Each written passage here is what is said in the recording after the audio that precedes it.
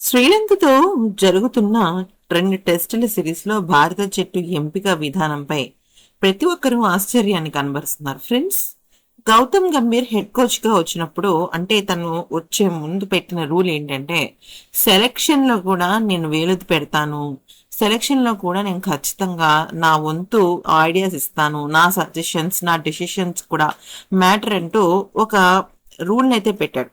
ఆ రూల్ కారణంగా ఎంతో మంది యువ ఆటగాళ్లకు అవకాశం వస్తుందని అనుకున్నాం. కొంతమందికి వచ్చింది, కానీ ఒక ఆటగాడికి మాత్రం చాలా అంటే చాలా అన్యాయం జరుగుతుంది. అయితే ఈ వార్త తెలిసిన వాళ్ళందరూ కూడా గౌతమ్ గంభీర్ ఏంటి ఈ ఆటగాడి మీద పగబట్టాడా అని కూడా అడుగుతున్నారు. సాధారణంగా టెస్టులో ఒక వికెట్ కీపర్ ఆడితే మరొకరు రిజర్వ్ గా ఉంటారు. అయితే రిషబ్ పంత్, ధ్రువ్ జురెల్ ఇద్దరిని తుది జట్టులోకి తీసుకుని 7వ స్థానంలో ధ్రువ్ జురెల్ ను ఆడిస్తున్నారు.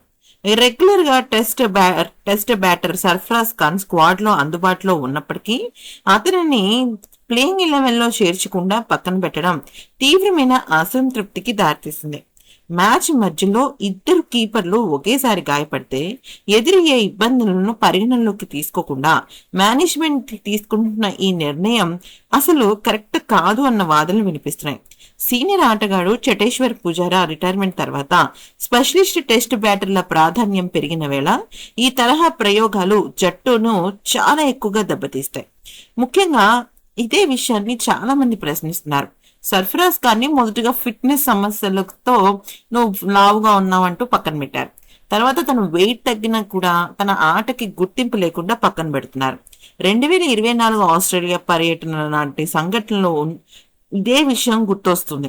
ఆ టూర్ లో టీమిండియా 1-3 తేడాతో టెస్ట్ సిరీస్ కోల్పోయింది.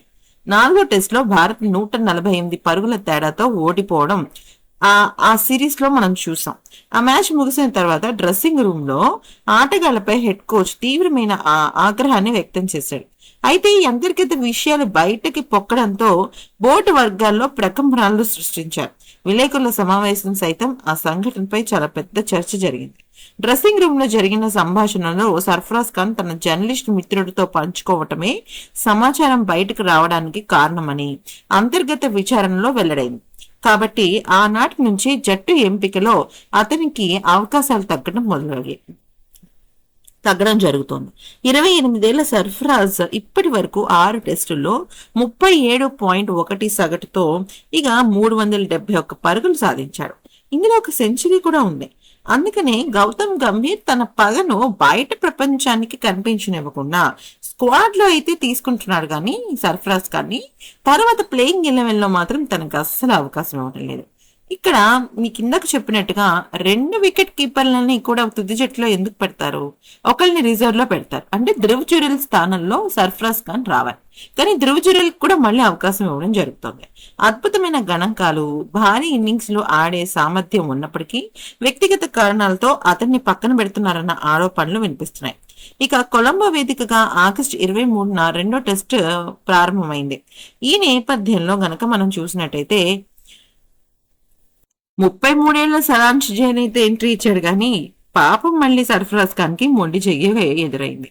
మరి ఇక్కడ హెడ్ కోచ్ గా తను చేసిన అంటే డ్రెస్సింగ్ రూమ్ లో జరిగిన వ్యవహారమే దీనికి కారణమని మొత్తం క్రికెట్ వర్గాలు టంకా బజాయించి మరి చెప్తున్నారు.